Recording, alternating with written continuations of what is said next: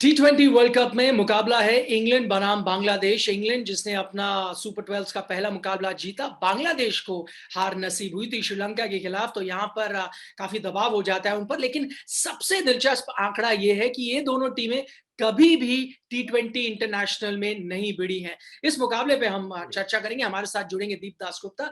आप देख रहे हैं ESPN cricket info T20 time out presented by Koo.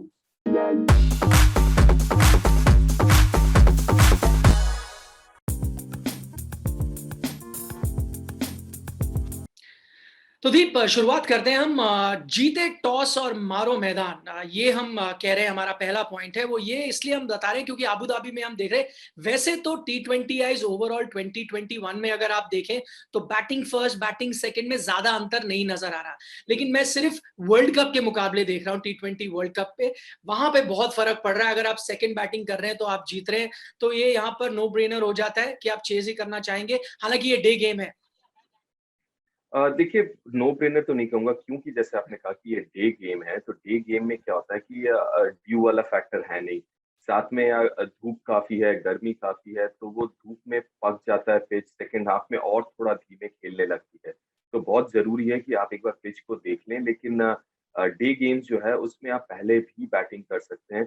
Depend करता है आपका स्ट्रेंथ क्या, अगर आपका स्ट्रेंथ स्पिन बॉलिंग है, तो अब आप और आप में वो कॉन्फिडेंस भी है डिफेंड करने का, तो बुरा आइडिया नहीं है कि आप पहले बैटिंग कर लें। अगला हमारा पॉइंट ये है कि शाकिब उल हसन पर ज्यादा निर्भर है बांग्लादेश। आंकड़े हम इस T20 वर्ल्ड कप के जो 4 मुकाबले हुए हैं बांग्लादेश के, वहां दिखा रहे हैं। 2 मैचेस दीप जब वो जीते थे तो हम देख रहे हैं शाकिब ने अच्छे खासे रन बनाए थे, लगभग अर्धशतक बना दिया था दोनों मैचेस में। 2 मैचेस जो हारे हैं, चाहे वो श्रीलंका के खिलाफ हो या स्कॉटलैंड के खिलाफ, वहां शाकिब का बल्ला इतना नहीं चला था। तो ये तो साफ हो जाता है कि शाकिब का बल्ला चलना जरूरी है। पता नहीं अगर हुँ। उससे पिछले मैच में रन तो बनाए थे, पता नहीं उससे स्ट्राइक रेट में फर्क पड़ता है या क्या, लेकिन वो बहुत अहम हो जाते हैं। देखिए, शाकिब की जो ख़ास बात ये है कि उनका जब वो रन बनाते हैं तो अच्छे स्ट्राइक रेट से बनाते हैं। तो उसमें क्या होता है कि जब वो 40-50 रन बनाते हैं तो आपको पता है कि आपका रन रेट जो है वो अच्छा है, एक मोमेंटम मिल जाता है, फिर उसके बाद जो पीछे बड़े हिट लगाने वाले बल्लेबाज़ हैं वो आते हैं, तो वो मोमेंटम को कंटिन्यू कर लेते हैं। और क्योंकि एक थोड़ा-सा वो टैलिस्मैन भी हैं उस टीम के, तो अगर वो जल्दी आउट हो जाते हैं तो थोड़ा-सा मानसिक रूप से जो है बांग्लादेश टीम या ड्रेसिंग रूम जो है वो थोड़ा नीचे भी हो सकता है। क्योंकि इतना बड़ा ओहदा है उनका वर्ल्ड क्रिकेट में और खासकर बांग्लादेश क्रिकेट और उस ड्रेसिंग रूम में। तो उनका रन बनाना और विकेट लेना, खासकर रन क्योंकि अब वो 3 नंबर पे भी बैटिंग कर रहे हैं, तो वो बहुत ज़रूरी हो जाता है बांग्लादेश के लिए। इंग्लैंड के गेंदबाजों के बारे में बात करते हैं। पिछले मुकाबले में वेस्ट इंडीज को 55 पे ऑल आउट कर देते हैं। ये कहना गलत नहीं होगा कि इंग्लैंड के गेंदबाजों के हौसले काफी बुलंद होंगे। हुँ। बिल्कुल, इसमें कोई दो राय नहीं है और वो भी वेस्ट इंडीज़ जैसे टीम, लेकिन ख़ैर उसमें हमें ये भी पता है कि वो जो पिच का जो है और ख़ासकर वेस्ट इंडीज़ बैटिंग का भी काफ़ी बड़ा रोल था, हाथ था उसमें। लेकिन कहीं न कहीं जो अगर आप टीम पे नज़र डालेंगे, क्योंकि वेस्ट इंडीज़, इंग्लैंड 2 ऐसी टीम है जहाँ पे बहुत पावर हिटर्स हैं और वन ऑफ द फेवरेट्स हैं। लेकिन इन पिचेज़ की हम जब बात करते हैं तो क्या उनके पास स्पिनर हैं? जी हाँ, राशिद, मोइन तो अच्छे स्पिनर हैं। क्या उनके पास ऐसे बल्लेबाज हैं जो स्पिन के विरुद्ध अच्छा खेलेंगे? खासकर बांग्लादेश जो स्पिनर्स हैं उनके खिलाफ, बिल्कुल मिडल ऑर्डर पे आप उठा के देख लीजिए, शायद चाहे वो बेस्ट हो, जॉस बटलर हो, डेविड विलान स्पिन अच्छा खेलते हैं। तो मेरे ख्याल से जो टीम है वो मेरे ख्याल से कंप्लीट टीम है, बहुत बहुत सॉलिड टीम है।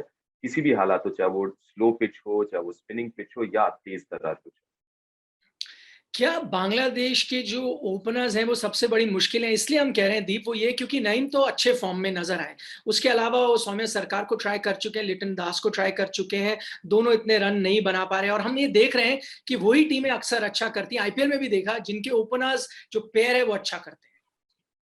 देखिए, ये इसमें कोई रॉकेट साइंस नहीं है कि आप कोई भी फॉर्मेट खेल लीजिए, आपके जो टॉप 3 हैं, उनसे आपके मैक्सिमम रन्स जो है वो उनके उनके बल्ले से आने हैं।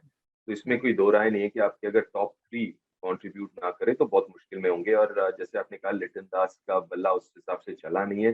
लेकिन पिछले मैच में श्रीलंका के विरुद्ध कम से कम एक शुरुआत मिली थी, उनको अच्छे दिख रहे थे। तो उम्मीद है कि थोड़ा-सा और कंट्रीब्यूट कर पाएँगे लिटिल, क्योंकि देखिए काबिलियत तो बहुत है उनमें, लेकिन अभी तक उस हिसाब से परफॉर्मेंसेज़ देखने को नहीं मिली है।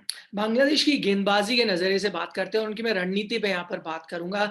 सवाल हम जो पूछ रहे हैं कि क्या बांग्ला पेसर्स लगाएँगे लगाम, वो इसलिए कह रहे हैं क्योंकि मोस्ट विकेट्स किसी भी पेस अटैक के लिए टी20 आईज में 2021 पे हम देख रहे हैं। सरप्राइजिंगली यहाँ पर बांग्लादेश टॉप पर है, 67 विकेट्स उन्होंने लिए हैं। ऑस्ट्रेलिया भी उनकी बराबरी करता है उस लिहाज में, लेकिन इकोनॉमी बांग्लादेश के तेज गेंदबाजों का बेहतर है। फिर आता है West Indies, Pakistan, south Africa. अब मैं रणनीति के नज़रिए से देख रहा हूँ, पिछले मैच में सिर्फ 2 फास्ट बॉलर्स खिलाए थे, स्पिन हेवी अटैक था, सैफुद्दीन और मुस्तफिजुर थे।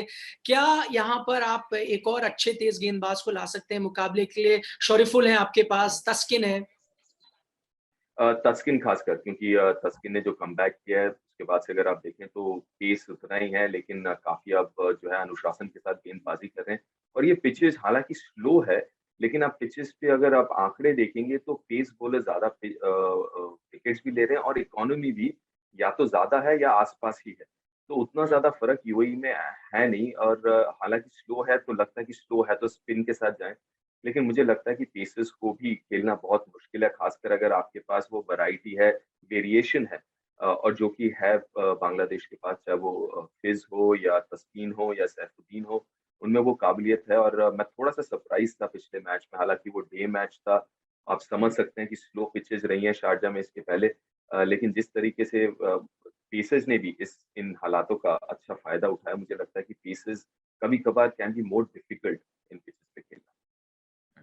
हमारे कार्यक्रम का आखिरी सेगमेंट होता है जब हम दर्शकों से सवाल लेते हैं और इस सेगमेंट का नाम है कू किया क्या।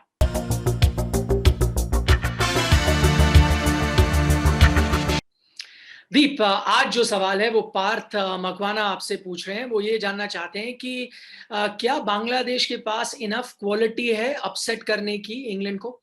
हुँ। बिल्कुल है, खासकर इस फॉर्मेट में, इसमें कोई दो राय नहीं है कि टी20 फॉर्मेट ऐसा है जहाँ पे डिफरेंसेस कम हो जाते हैं, क्योंकि किसी एक बल्लेबाज या एक बॉलर का अच्छा दिन अगर निकल जाए, तो फिर वो मैच निकाल के ले जाते हैं। और ऐसे खिलाड़ी हैं बांग्लादेश में, इंग्लैंड में मेरे ख्याल से थोड़े से ज़्यादा होंगे, लेकिन बांग्लादेश में भी ऐसे खिलाड़ी हैं जिनका दिन अच्छा होगा तो सिंगल हैंडेडली मैच जिता सकते हैं, खासकर इस फॉर्मेट में। तो इसमें कोई दो राय नहीं है, लेकिन हाँ, बांग्लादेश जीतती है तो वो डेफिनिटली एक अपसेट होगा। लेकिन क्या उनमें काबिलियत है? क्या वो कर सकते हैं? बिल्कुल। जी, बहुत-बहुत शुक्रिया इस पूरी जानकारी के लिए। अक्सर मैं कार्यक्रम के अंत में आपको हेड टू हेड रिकॉर्ड बताता हूँ, लेकिन यहाँ पर कोई हेड टू हेड रिकॉर्ड है ही नहीं, क्योंकि सरप्राइजिंगली ये दोनों टीमें कभी भी टी20 या इंटरनेशनल्स में नहीं भिड़ी है। देखना होगा कि पहले अपने मैच में कौन सी टीम जीतती है। आप देख रहे थे ESPN Cricinfo T20 time out presented by को।